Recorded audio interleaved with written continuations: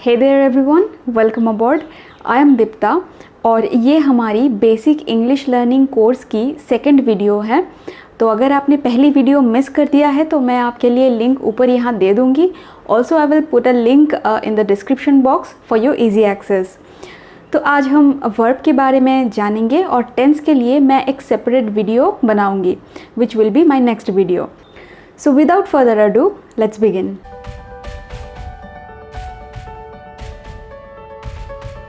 तो सबसे पहले तो ये समझ लेते हैं कि वर्ब क्या है। वर्ब पार्ट ऑफ स्पीच की एक कैटेगरी है और इस कैटेगरी में जो भी वर्ड्स आते हैं वो किसी ना किसी तरह की एक्टिविटी या फिर स्टेट को डिस्क्राइब करती हैं। वर्ब को हम 5 कैटेगरी में डिवाइड कर सकते हैं, which are action verb, state verb, linking verb, helping verb and regular and irregular verb. तो हम एक एक करके सारे वर्ब्स के बारे में डिटेल में जानते हैं। तो ये एक्शन वर्ब होते क्या हैं? वेल, एक्शन का मतलब किसी भी तरह की एक्टिविटी करना। जैसा कि हमने पहले जाना कि वर्ब्स के जो वर्ड्स होते हैं उनका काम है एक्टिविटी या फिर एक्शन को डिस्क्राइब करना। इस कैटेगरी में जो वर्ड्स आते हैं जैसे कि खाना, पढ़ना, दौड़ना, खेलना, बातें करना एट्सेट्रा। यहाँ एक चीज़ आप नोटिस कीजिए, हिंदी में वर्ब जो वर्ड्स होते हैं उनके आखिर में ना शब्द होते हैं, पर यहाँ भी एक एक्सेप्शन है। ऐसे कुछ वर्ड्स भी होते हैं जो किसी भी तरह की एक्टिविटी या फिर एक्शन को डिस्क्राइब नहीं करती है, पर वो किसी तरह की स्थिति या फिर बस एग्जिस्ट करना, इसको भी डिस्क्राइब करते हैं। इनको भी हम वर्ब बोलते हैं। टू बी स्पेसिफिक, इसे स्टेट वर्ब कहते हैं। जैसे किसी स्टेट या स्थिति की मौजूदगी या फिर कुछ फील करना, कुछ महसूस करना। स्टेट वर्ब्स किसी चीज़ की पोजीशन के बारे में भी डिस्क्राइब कर सकती है। टू ओन समथिंग, जैसे आई हैव दिस पेन, ये पेन मेरी है। इस सेंटेंस में हैव जो वर्ब है ये स्टेट कर रही है, ये बोल रही है कि ये जो पेन है इसका ओनर मैं हूँ, ये मेरी पेन है, राइट। तो स्टेट वर्ब और एक्शन वर्ब को डिस्टिंग्विश करने के लिए एक आसान तरीका भी है। वेल, स्टेट वर्ब को आप कंटिन्यूअस टेंस में यूज़ नहीं कर सकते। उसके लिए आपको हमेशा एक्शन वर्ब की ही ज़रूरत पड़ेगी।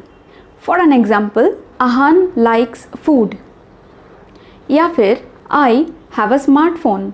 और एक्शन वर्ब्स जैसे आप देख सकते हो, रोहन इज़ प्लेइंग फुटबॉल या फिर आहान इज़ ईटिंग आइसक्रीम। तो जैसा कि आप यहाँ देख सकते हो, स्टेट वर्ब में हम ये नहीं बोल सकते कि आई हैविंग अ स्मार्टफोन, इसका कोई मीनिंग ही नहीं बनता है, राइट। या फिर this sentence Aahan liking spicy food, यहाँ पे भी कुछ मिसिंग सा लग रहा है, नहीं? स्टेट वर्ब मिसिंग है यहाँ पे। I have a smartphone and Aahan likes spicy foods. So this brings me to my next point which is action verbs को 2 सब डिविज़न में डिवाइड किया जा सकता है, which is transit and in transit verb.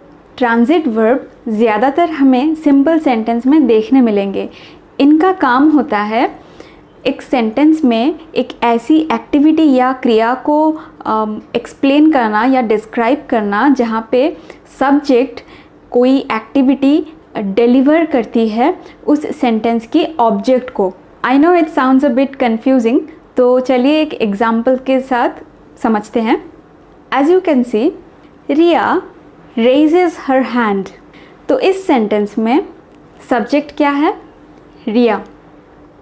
Verb कौन सी है? raises। ऑब्जेक्ट क्या है? her hand।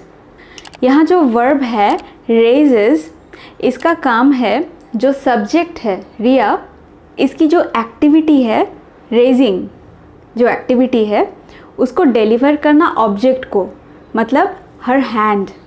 रिया अपने हैंड को रेज कर रही है।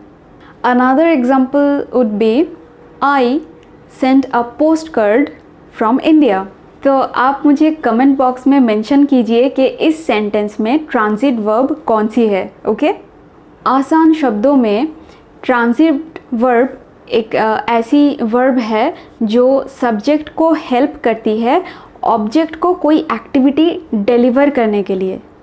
ओके और वही इंट्रांजिट वर्ब में ऐसी कोई भी ऑब्जेक्ट नहीं होती जो किसी तरह की एक्टिविटी या फिर एक्शन को रिसीव करे. जैसे कि words like sit, cry, rise, sleep, run etc. For an example, it rained heavily yesterday. Notice कीजिए इस सेंटेंस में कोई ऐसी ऑब्जेक्ट नहीं है जो किसी तरह की एक्टिविटी को रिसीव कर रही है. सिर्फ एक एडवर्ब है हेविली जो कि हमारे इंट्रांजिट वर्ब मतलब रेन्ड को डिस्क्राइब कर रही है. Okay so let's move to our next type of verb which is linking verb. Linking verb का काम है सेंटेंस में सब्जेक्ट के साथ नाउन या फिर एडजेक्टिव को कनेक्ट करना ताकि सब्जेक्ट को एक मीनिंग या डिस्क्रिप्शन दिया जा सके. इस तरह के नाउन या फिर एडजेक्टिव को सब्जेक्ट कम्प्लीमेंट कहा जाता है क्योंकि ये सब्जेक्ट को कम्प्लीमेंट करते हैं. For an example, Ruhi is in love with Karan. As you can see इस सेंटेंस में वर्ब इज़ कनेक्ट कर रही है सब्जेक्ट मतलब रूही को एक कम्प्लीमेंट के साथ which is in love with Karan जो कि वापस सब्जेक्ट मतलब रूही की फीलिंग को डिस्क्राइब कर रही है. तो अगर मैं ये कहती रूही इन लव विद करण, ये सेंटेंस सुनने में ही अधूरी लग रही है नहीं, क्योंकि इन वर्ड्स का मतलब तो हम समझ रहे हैं पर इनको आपस में कुछ कनेक्शन कोई फील नहीं हो रहा. राइट वो कनेक्शन वो फीलिंग बन रही थी इज़ वर्ब के लिए विच इज़ मिसिंग हियर. तो मैं आपके साथ एक और एग्जांपल शेयर करती हूँ. We have a new home. क्या आप मुझे बता सकते हो यहाँ पे लिंकिंग वर्ब कौन सी है? चलिए मैं थोड़ी आसान कर देती हूँ सेंटेंस को. We a new home. अगर मैं ऐसे बोलूँ तब आप समझ सकते हो कि यहाँ पे कौन सी वर्ड मिसिंग लग रही है.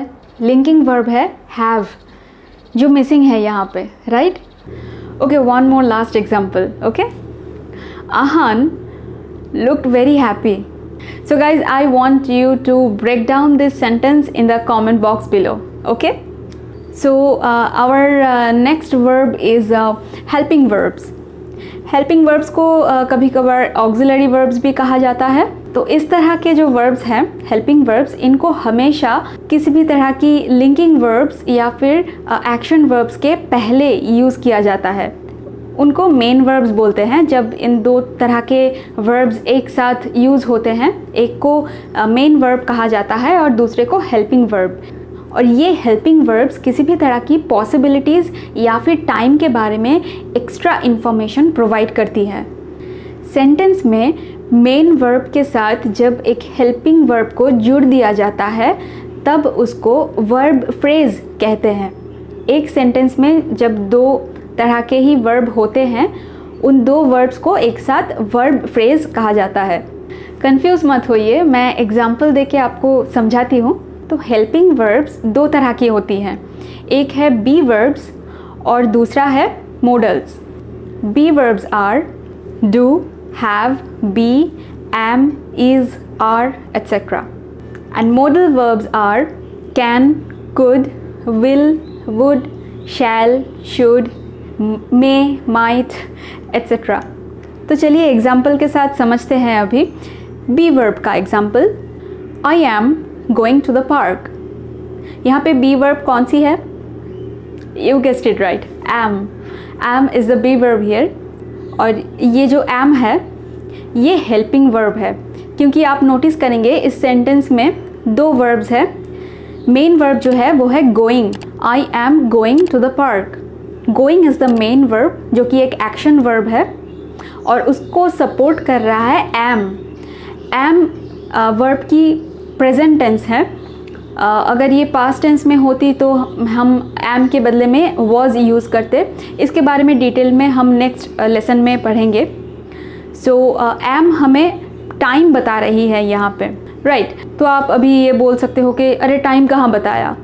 टाइम मतलब टेंस बता रही है कि ये जो हमने बात बोली ये प्रेजेंट की है, पास्ट की है या फिर फ्यूचर की बात कह रहे हैं हम। एम प्रेजेंट टेंस है तो हम ये समझ सकते हैं कि हम इस वक्त की बात कर रहे हैं। I am going to the park. So let's look at some other examples as well. Do you like to watch movies? Are you coming with us? I have reached my destination. Leave a comment below which one is the helping verb. Okay? So अभी modals के कुछ example देखते हैं। It may rain today. तो इस sentence का मतलब है आज बारिश हो सकती है। जैसा कि हमने पहले ही पढ़ा था कि हेल्पिंग वर्ब्स पॉसिबिलिटीज़ के बारे में भी इंफॉर्मेशन देती है। तो जब हम कोई इंफॉर्मेशन के बारे में 100% श्योर नहीं होते हैं तब हम मॉडल्स यूज़ करते हैं। तो यहाँ पे मॉडल कौन सी है? May. It may rain today. मैं यहाँ पे 100% श्योर नहीं हूँ कि आज बारिश होगी ही, इसीलिए मैंने मे यूज़ किया। It may rain today. Models abilities के बारे में भी इंफॉर्मेशन प्रोवाइड कर सकती है। जैसे आई कैन ड्रॉ पिक्चर्स और may be Ahan can make you smile all day. I hope you got the idea, yeah? So the last type of verb is regular and irregular verb. जैसा कि आपको पता है part of speech में सिर्फ verb ही एक ऐसी category है जो टेंस यूज़ करता है, और टेंस जैसे पास्ट, प्रेजेंट एंड फ्यूचर। और इन टेंसेस की फॉर्म्स को चेंज करने के लिए हम वर्ब्स की फॉर्म को चेंज करते हैं। ओके, तो ये फॉर्म्स मेनली 4 तरह के होते हैं। बेस फॉर्म जो कि प्रेजेंट टेंस में होती है, past simple form, past participle form and continuous form. तो चलिए एग्जाम्पल के साथ समझते हैं।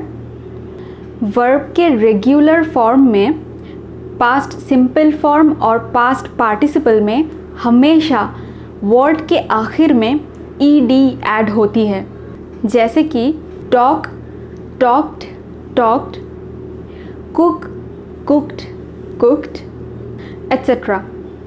इरेगुलर वर्ब के फॉर्म में डिफरेंस बस इतनी ही है कि वर्ड के आखिर में ईडी ऐड नहीं होती है, वहाँ पे ज़्यादातर पूरा वर्ड ही चेंज हो जाता है। For an example, go, went, gone, begin, began, begun, etcetera. आपको बी वर्ब तो याद ही होगा जो हमने थोड़ी देर पहले ही यूज़ किया है। उसका जो 3 फॉर्म है वो तीनों फॉर्म ही उसका अलग है। For an example, present form है am, is, are, past simple form है वॉज, वेर, और पास्ट पार्टिसिपल है बीन, और कंटिन्यूअस फॉर्म है बीइंग। तो अभी आप ये पूछ सकते हो कि इंग्लिश में तो इतने सारे वर्ड्स हैं, तो ये कैसे डिसाइड करें कि कौन से वर्ड की कौन सी फॉर्म क्या होगी? इसका कोई फॉर्मूला या फिर रूल है क्या? तो गाइज़ ये आपको याद रखना है कि जो रेगुलर वर्ब है उनके आखिर में हमेशा सिर्फ ईडी ही ऐड होती है, ठीक है। और जो इरेगुलर वर्ब्स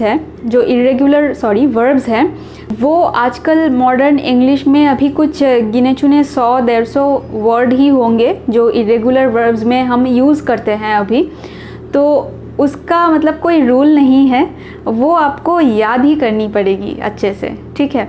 अगर इंग्लिश न्यूज़पेपर पढ़ने की आदत है आपको तो नेक्स्ट टाइम जब आप पढ़ोगे तो नोटिस कीजिएगा मैक्सिमम टाइम रेगुलर वर्ब ही यूज़ किया जाता है। हम जो नॉर्मल डेली लाइफ में जो बातचीत जैसे करते हैं उसमें मैक्सिमम टाइम रेगुलर वर्ब्स ही यूज़ किया जाता है। कुछ ऐसे गिने चुने इरेगुलर वर्ब्स हैं जो हम डेली लाइफ में अभी यूज़ करते हैं, तो वो बस आपको आइदर एक डिक्शनरी लेके या फिर गूगल सर्च करोगे तो आपको चार्ट मिल जाएगी। मैं कोशिश करूँगी वो लिंक आपको प्रोवाइड कर दूँ डिस्क्रिप्शन बॉक्स में। ताकि आपको एक्सेस करने में आसानी हो। ये जो नंबर मैंने बताया 100, 150, 200, इसको सुन के आप घबरा मत जाइएगा, क्योंकि जब आप इसको पढ़ना शुरू करोगे ना तो ये मतलब एक रिदम जैसा साउंड करती है, वो इजीली याद हो जाती है। ठीक है, घबराने वाली बात नहीं है इसमें। That is all for the day. I hope this video was helpful for you. Please don't forget to give a like and leave your comment below. Until next time, thank you for watching.